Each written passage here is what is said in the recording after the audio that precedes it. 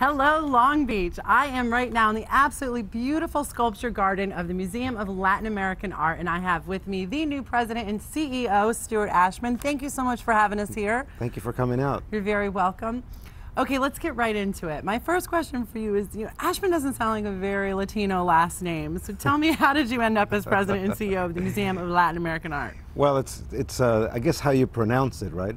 The truth is, my parents migrated to Cuba in the 1920s, and Cuba's a melting pot of all kinds of culture, so there's a lot of European last names there. Of course, they named me Stuart because they wanted me to be American. If my name was Rigoberto Ashman, I think I'd have a lot more credibility as a Latino, but growing up there really made me feel very close to that community. Understandably so. Now, for you only being here a short time, what do you think, or what do you hope will be your key contribution to the museum? Well, let me say that everything so far has been better than imagined. The place is beautiful, the museum is beautiful, it's very well run.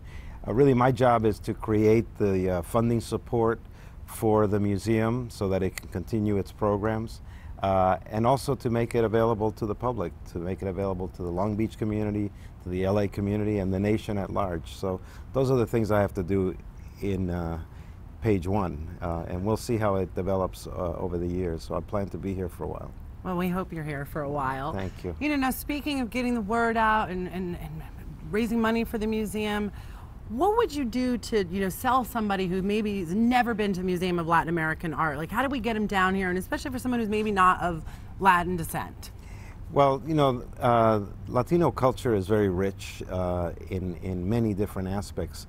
We all know about Latino food. Everybody knows about salsa dancing, but not too many people are aware of the visual arts in Latin America, and they have developed alongside the rest of the Western world in a way that needs to be looked at. There are, of course, people know who Diego Rivera and Frida Kahlo are, but the contemporary artists are doing things that are akin to what artists are doing in Berlin and in Paris and in New York, but with the feeling of Latino culture. And so it's a must-see. Plus, as you said, the museum is beautiful.